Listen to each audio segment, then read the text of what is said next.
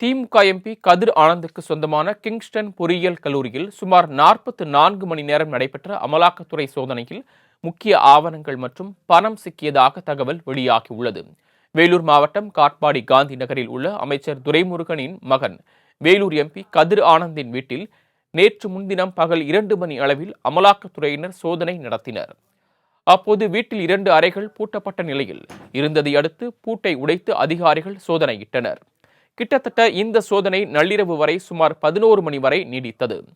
வீட்டில் நடைபெற்ற சோதனையின் முடிவில் ஒரு பையை மட்டும் அதிகாரிகள் பறிமுதல் செய்ததாக தகவல் வெளியாகியுள்ளது.